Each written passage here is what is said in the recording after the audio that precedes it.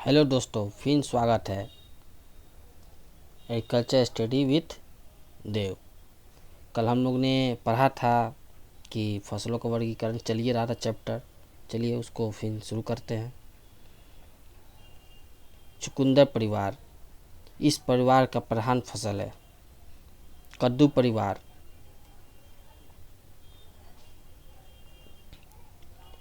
कद्दू, करेला, खीरा, ककड़ी, खरबूज, परवल इस कुल की मुख्य फसलें हैं। प्याज परिवार, प्याज, लहसुन इस कुल की मुख्य फसलें हैं। गाजर परिवार, गाजर, सौंफ, जीरा, धनिया मुख्य फसल है। फसलों के विशेष उपयोग के आधार पर वर्गीकरण।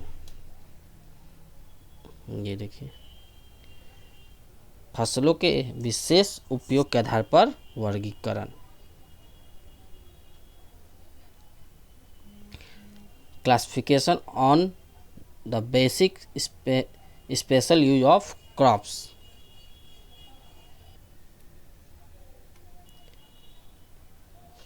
फसलों के विशेष उपयोग के आधार पर उन्हें निम्नलिखित वर्गों में विभाजित किया जाता है। नकदी फसलें, इस वर्ग की फसलें में फसलों को इसलिए उगाया जाता है कि बेचकर किसान अन्य आवश्यकता की पूर्ति के लिए तुरंत धन कमा सके, जैसे आलू, गन्ना, कपास, तंबाकू, मिर्च इत्यादि। नकदी फसल मतलब कि होता है कि कैश तुरंत मिल जाए, जैसे कि आलू हुआ, गन्ना हुआ, कपास हुआ, तंबाकू हुआ, मिर्च हुआ, सब कैश फसल है। अनावर्ती फसलें, जब मुख्य फसल असफल सिद्ध होती है तब आकस्मिक रूप से ऐसी फसलें आगामी दूसरी मुख्य फसलों को पकड़ने के लिए उगाई जाती है।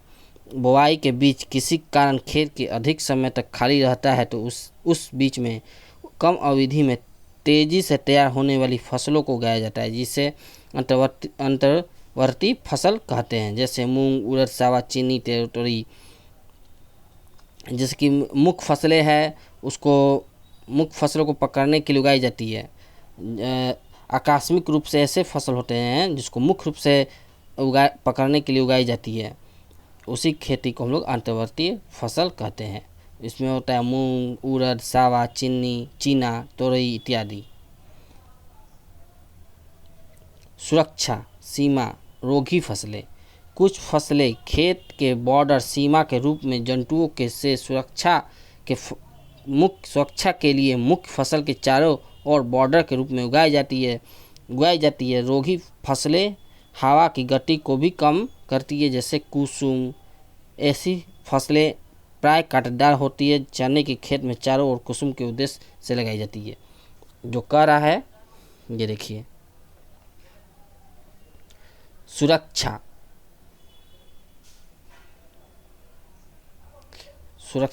के लिए, जैसे कि मुख्य फसल है, चने हैं, मुख्य फसल है, उस पर चारों ओर कुसुम का लगा दिया जाएगा। वो बाढ़ का काम भी करेगा। बाढ़ का काम करेगा यानी जाली का काम करेगा। उसको कांटेदार होते हैं, उसमें जाली का काम करेगा। उसको वो दूसरा जानवर नहीं चढ़ सकता है, हवा की गति को भी रोकता है, इसलिए ये सुरक्षा सीमा रोगी फसलें कहते हैं। कीट आकर्षक फसलें, मुख्य फसलों को कीटों से बचाने के लिए ऐसी फसलें उसके चारों तरफ लगाकर मृदा जनित हानिकारक जीव जैसे परजीवी, खरपतवार या कीट पतंग को फंसाया जाता है, जिस मुख्य फसलों को कीड़े आक्रमण करते हों। जैसे मुख्य फसल में कपास के चारों ओर भिंडी लगाकर कार्टेन रेड बग का नियंत्रण, तंबाकू के ओरम्बिक, आलू परिवार के मिर्च के पौधे को नियंत्रण, लाल गेंदा फूल के पौधों के, टमाटर के, फूलगोभी, डायमंड बैक मोथ नियंत्रण करते हैं। कीट के आकर्षक के जैसे मुख्य फसल है कपास, उसकी ओर ये लगा दिया जाएगा।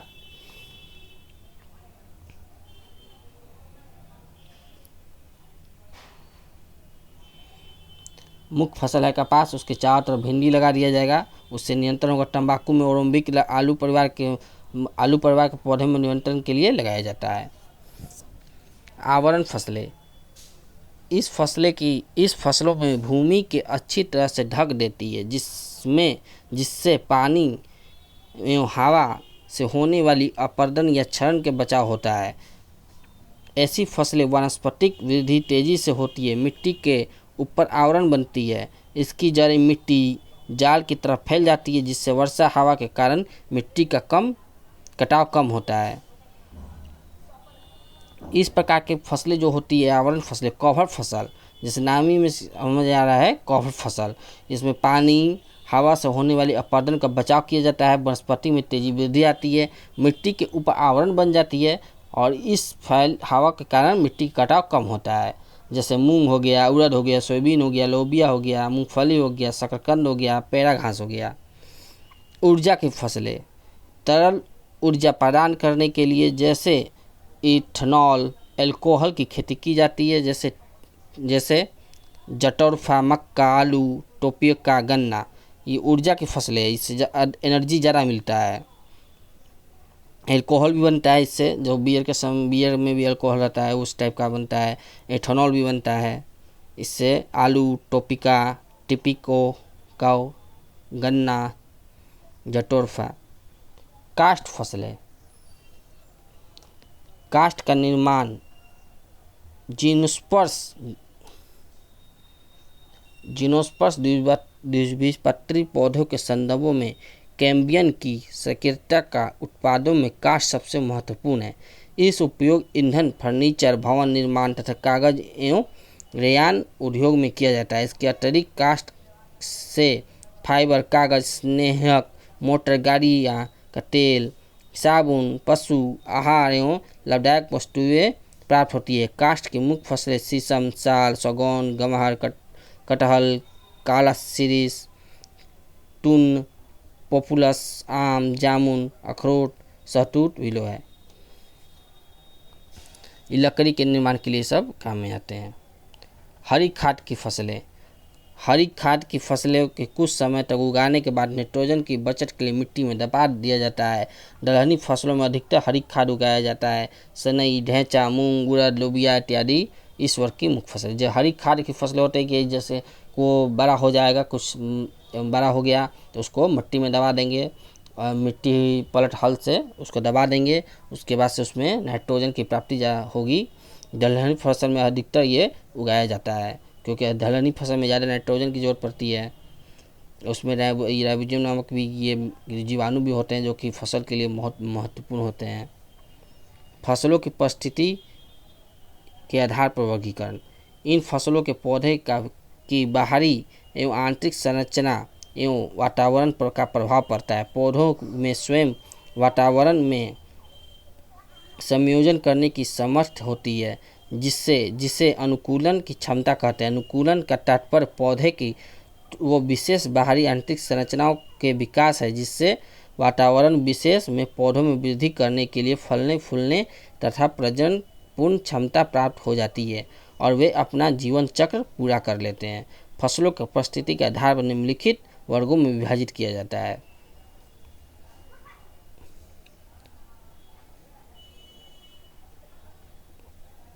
जलोभिद फसलें, ये फसलें बहुत अधिक पानी वाली जगहों पर पाई जाती है। इनके कुछ भाग यथा जल प्रखंड आनी पानी के संपर्क में रहते हैं। सिंघाड़ा, कमल इस वर्ग के उदाहरण हैं। सुशोभित फसलें, इस फसलें में शुष्क वातावरण भूमि में पाए जाते हैं। इन क्षेत्रों में या तो पानी कम होता है अथवा होता ही नहीं है। नागफनी, घियोक्वार इससे उदाहरण है। मध्योद्भिद फसलें, इस फसलें में वातावरण भूमि में पाए जाते हैं। इन क्षेत्रों में नाटो पानी कम होता है, ना ही प्रकाश की कमी होती है। धान, गेहूँ, आम, चना, सरसों, शीशम, गुलाब इसके उदाहरण हैं। लोभिद फसलें, हेल्फिटिक्स क्रॉप्स, ये फसलें विशेष वातावरण में भूमि में पाए जाते हैं। इन क्षेत्रों में जल एवं पानी, sodium chloride, magnesium chloride, magnesium sulphate जैसे लवण अधिकता होती है। मुंबई, केरल, अंडमान निकोबार समूह में समुद्र तटीय वेलंचिली वनों मैग्नोभर वनस्पति इसके उदाहरण हैं।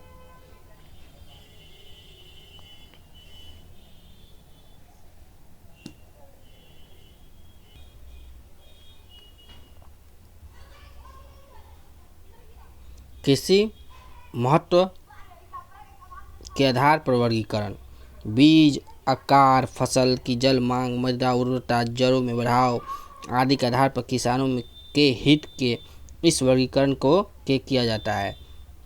बीज का आकार, बुआई की गहराई का संबंध बीज के आकार से होता है। मोटे बीज अधिक गहराई एवं छोटे बीज कम गहराई में एवं नमी में बोए जाते हैं। इस आधार पर फसलों में 3 वर्गों में बांटा जा सकता है।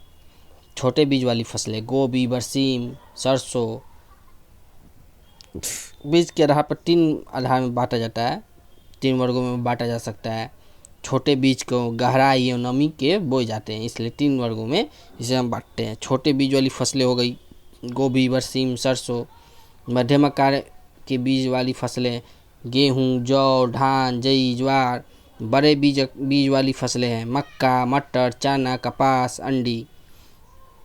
जड़ों की गहराई,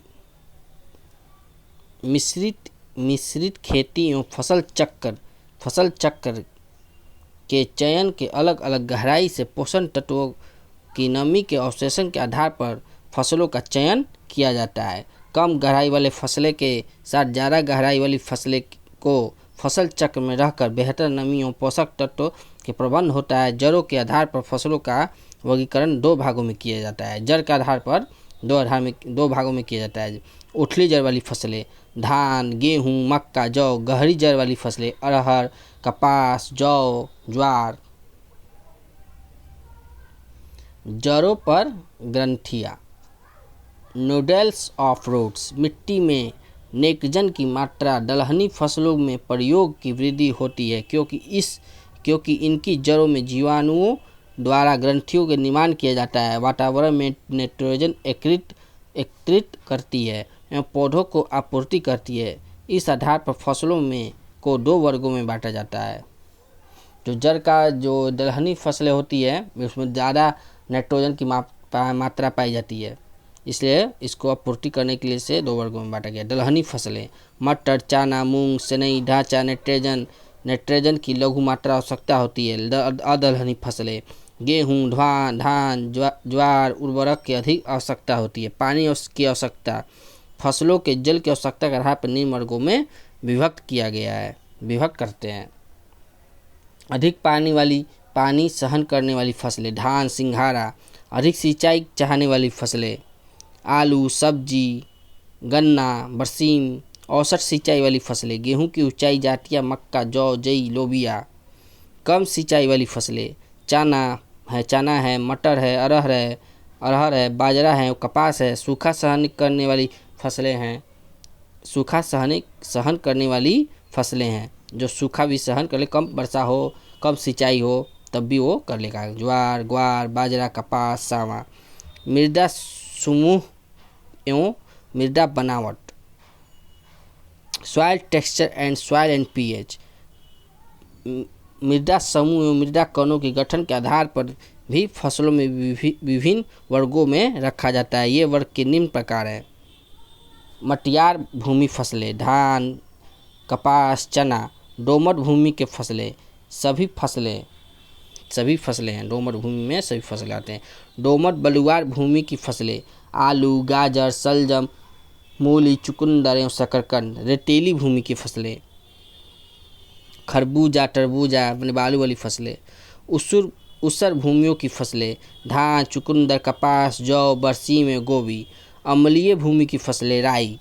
मृदा कटाव को रोकने के आधार पर फसलों का वर्गीकरण निम्न प्रकार है। मृदा कटाव को बढ़ाने वाली फसलें हैं मक्का, सरसों, अंडी, अरहर।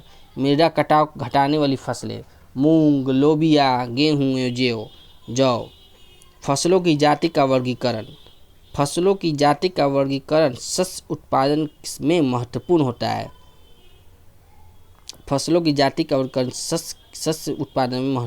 है। फसल चक्र में पानी, मृदा, जलवायु, रोग तथा कीटों की आदि समस्या का ध्यान रखकर फसल की जाति विशेष चुनाव करके अधिक पैदावार ली जा सकती है। कुछ विशेष बातों का आधार पर फसलों की जाति का वर्गीकरण निम्न प्रकार करते हैं। फसलों के जाति का वर्गीकरण उत्पादन के वर्गीकरण के आधार पर जाति के आधार पर लिया जा सकता है। फसल चक्र पे पानी, मृदा, जलवायु, रोग, कीटों के आधार पर विशेष चुनाव करके लिया जा सकता है। संकर ओज, हाइब्रिड विगर।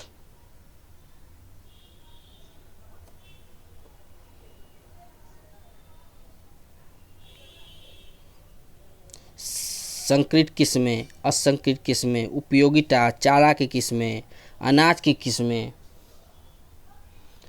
अनुपयोगी किस्में, उपज, अधिक उपज देने वाली किस्में, औसत उपज देने वाली किस्में, कम उपज देने वाली किस्में, मृदा उर्वरता, निम्न उर्वरा मृदा किस्में, औसत उर्वरा भूमि की किस्में, मीडियम फर्टिलिटी वेराइटीज, उच्च उर्वर भूमि की किस्में, हाई फर्टिलिटी वेराइटीज, अविधि ड्यूरेशन, अगेती किस्में, ईयरली वेराइटीज, मध्यमी किस्में, मीडियमी वेराइटीज, पछेती किस्में, लेट वेराइटीज, रोग अवरोधी जातियाँ, रोग से प्रभावित होने वाली जातियाँ, रोग सहने वाली जातियाँ, दाना झरना, दाना खेत में ही झरता है, दाना नहीं झरता है, नमी, सूखा सहन करने वाली, शुष्क अवरोधी, शुष्कता प्रभावी, जल मग्नता अवरोधी, वृद्धि एवं फैलने वाली किस्में, गुच्छेदार किस्में, शीघ्र बढ़ने वाली किस्में, धीरे धीरे बढ़ने वाली किस्में, ऊंचाई किस्में, अर्धबौनी किस्में, बौनी किस्में। फसल की अधिकता पैदावार के लिए आवश्यक है कि परिस्थिति के अनुसार उस फसल की उपयोगिता की किस्म की चयन किया जाए। अब इसमें से कुछ सवाल देख लेते हैं। ये आपका ख़त्म हो गया टॉपिक। अब टॉपिक ख़त्म हो गया, अब हम फसलों की खेती के बारे में पढ़ेंगे। पहले ये देख लेते हैं, कुछ प्रश्न देख लेते हैं। इनमें से कौन सा उत्तेजक फसल है? प्याज है, अदरक है, चाय है, तेजपत्ता है। तो इसमें होगा चाय। इनमें से कौन सी कीट आकर्षक रूप में प्रयोग की जाता है? कुसुम, उड़द, लाल गेंदा फूल, जट्रोफी। तो इसमें होगा क्या, कुछ पढ़ाई भी किए हैं कि कुसुम लगाया जाता है कपास में, ऊपर से लगाया जाता है, उसमें चारों तरफ से चना के खेत में भी लगाया जाता है कुसुम, कि वो कांटेदार झाड़ी होता है, उसकी चारों तरफ से सुरक्षा प्रदान करता है। फसल की परिभाषा लिखे। तो फसल की परिभाषा को बताया, जो मुख्य रूप से हम दाना मुख्य रूप से अनाज के रूप में लेते हैं, मुख्य रूप से कोई वस्तु के रूप में लेते हैं, कोई चीज़ केवल ले लेते हैं। मुख्य रूप से हम उस फसल का खेती ही करते हैं, उस पौधे को खेती ही करते हैं, उसे हम फसल कहते हैं। नकदी फसलें क्या है? नकदी फसलें मतलब कैश, आपको बताया है। आप तुरंत जाइए बाजार में, तुरंत आपको पैसा इसका मिल जाएगा। जैसे चाय है, तंबाकू है, गन्ना है, आलू है। आवरण फसलें की चर्चा करें, फसलों का ठीक, ये सब आप अपने कर लीजिएगा।